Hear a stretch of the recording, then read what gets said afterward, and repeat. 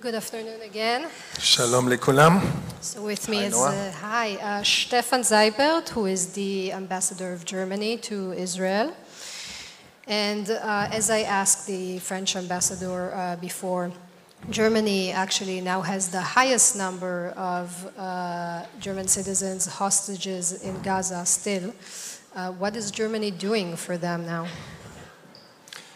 Yes, that's true. We have a little over a dozen German citizens somewhere in the tunnels of Gaza, and I have, over the many months, established a very warm and close contact with their families.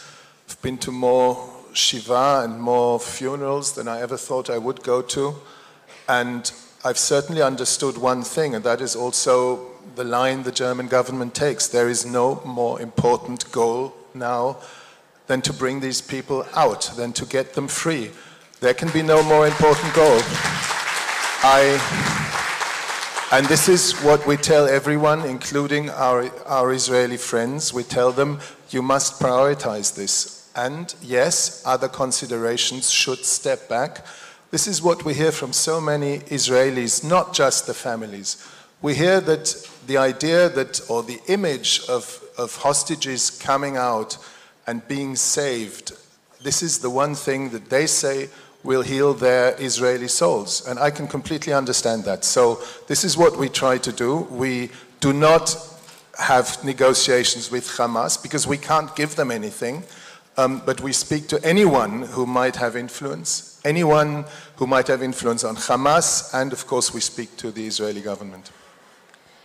And I know that Germany is mostly supported Israel since October in terms of policy, including, by the way, if we think about the previous lecture, the ICJ and the ICC, Germany is actually quite supportive of the Israeli government in those establishments. But there's also criticism. There's criticism on what has been happening in Gaza and also criticism about the West Bank.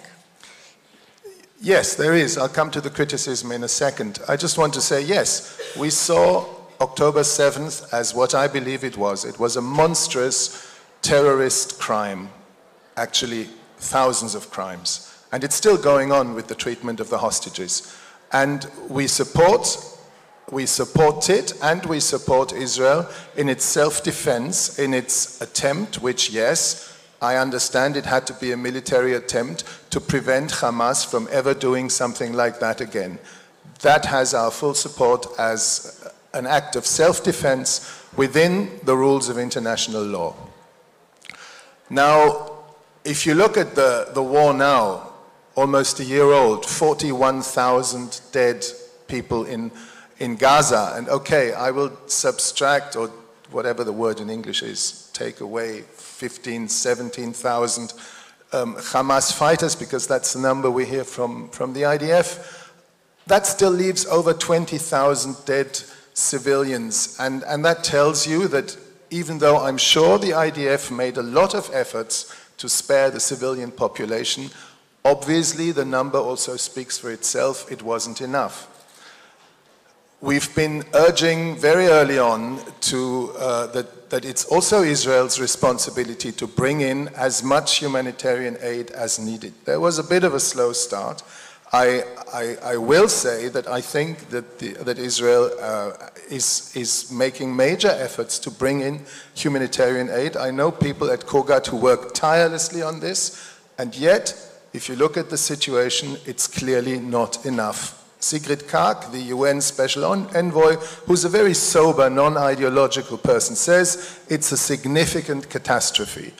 And we have to take that into account. More needs to happen, and there is Israeli responsibility in this. The criticism maybe in general, and that takes us away from Gaza and takes us closer to the issue that the lady professor was talking about. It's not a coincidence that I am the ambassador of Germany to Israel in the borders of 1967, within the Green Line. I'm not the ambassador for Ramallah, and not even for East Jerusalem, and not for the Golan Heights. That's not by coincidence. the Israel that we have a very strong, steadfast, and permanent commitment to. That is the Israel within the internationally acknowledged borders. We do not support the settlements, and even less the idea that they should be expanded all the time. And if you look at the occupation in its 58th year, it's very hard to say it's temporary. And there are, of course, political forces in this country that are working hard on turning a temporary occupation into a permanent one. And maybe now even in Gaza. Going from occupation to possession. And I think Israel must know, and they do know, that countries like mine, other European countries, also I think the United States, are not going to stand by idly when that happens. So our support for Israel is very strong. It's very principled. For me, it's a personal matter. And I think Frédéric just said it 10 minutes ago.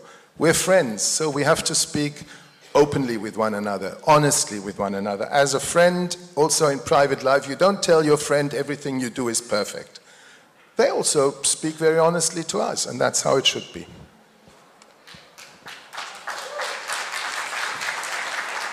So regarding that criticism and the international forums, does Germany support the EU sanctions on extreme settlers? Yes, these sanctions are always taken in the circle of 27 countries, and we are part of that. Yes, we have, I can't tell you the exact number, but there are a number of extremist violent settlers where there is a clear proof of their involvement in violent acts, and yes, they have been sanctioned, and I think they should be. And if there are more individuals where there's also clear proof, because, you know, the attacks are going on. Every day, I don't know, but certainly every week there are acts of harassment or outright violence against Palestinian shepherds, Palestinian olive growers, and this cannot go with impunity. I think it's happened because there was a sense of impunity. And if we in Germany and in Europe can do something to at least show people that there is not impunity, but that this will have consequences, yes, that's what we're going to do. And then there's wow, you're getting more applause than some of the Israeli politicians. Sorry? You're getting more applause than some of the Israeli politicians. Maybe I should stop then. You should think of another career. It's never a good sign for an ambassador. No, I think it means that it's interesting. So there's the sanctions on the extreme settlers, but there's also the European idea now to sanction far-right ministers in Israel. Where does Germany stand on that? This is just begun to be discussed, and I will not speculate where that discussion leads us. As I said, individuals where there's clear proof of their own physical involvement in acts of violence, we've done that, we will continue to do that. Whether we will go one step further towards those people who enable these acts of violence, that's another question. It's being discussed within Europe, also with our friends in the US and other countries, and I think that's all I can say about it right now. So I don't know if the audience knows, but you also had a long career as a journalist, and you were the spokesperson for Chancellor Merkel and the federal government, of course. So I'm allowing myself to also ask you a domestic question, not only in terms of the relations with Israel. Oh, domestic in Germany? Yes. Yeah. Which is, we've been seeing the worrying news about the far right also rising in Germany, not only in Israel. And so I was wondering, you know, what's your perspective on that? And do you see also any similarities, you know, global trends in that field? Because we see the far right is growing everywhere. Yes, there is a resurgence of the far right, I would say in some cases the extreme right, in Germany, recently highlighted by regional elections we had in eastern German states. I can't even tell you how much it worries and pains me. And at the same time, I find myself explaining to all my Israeli friends that no, a far right takeover or anything like that on the national level is not around the corner. It's not going to happen. There are very specific reasons for this. I think they need to be taken very seriously. But these elections affect something like under 10% of the German population. And the AfD, which is this far-right party, doesn't have anything like the numbers they have in Saxony in the very populous parts of Germany, north, west, and center. But it worries me. What worries me is that there is this very strong, I mean, people blame everything on migrants, and this happens in the parts of the country where there's the lowest number of migrants. So you can see that there is a certain scapegoat thing going on. People have a very strong distaste of what they see as the political elite. So they're willing to all of a sudden vote pretty extreme. And basically, and I think this is psychologically, it's not very scientific what I'm saying, but my psychological take here is that people see that the world has become extremely turbulent. I mean, there is so much change going on. There is a war in Europe. There is migration. There is digitalization. There is a change in the industries. There are energy policies which are very challenging. And basically people are saying, leave me alone.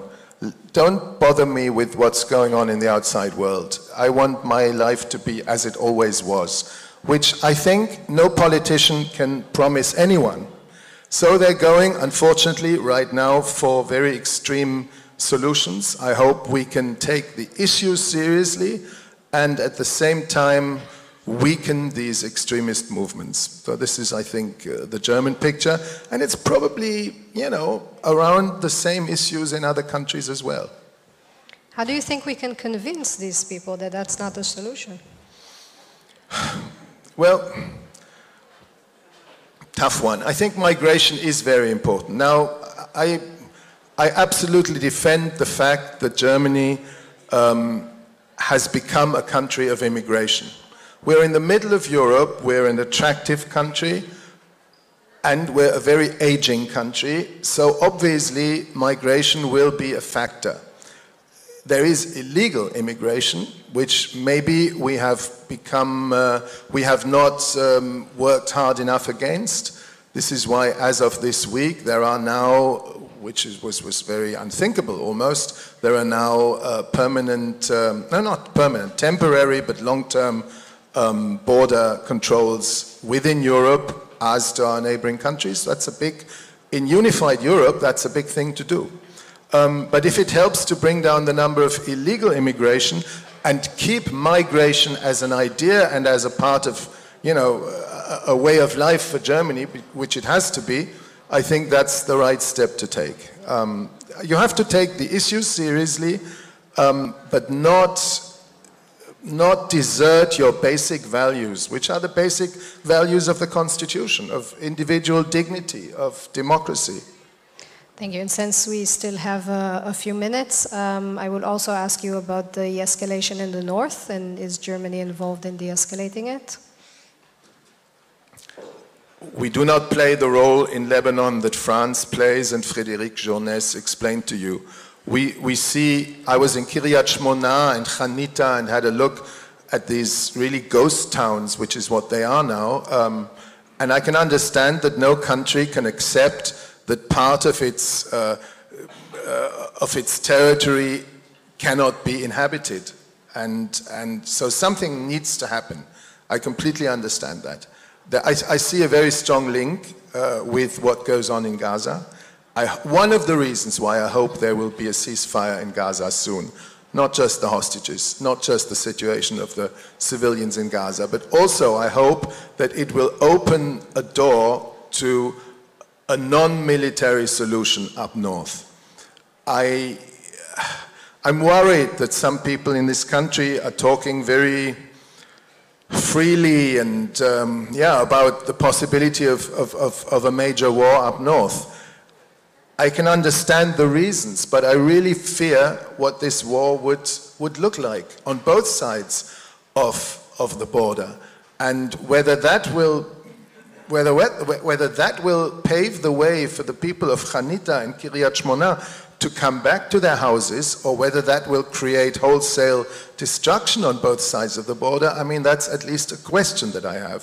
So I would really very much like to see a non-military solution, but I understand that this is also something where the international community would have to play a very responsible part.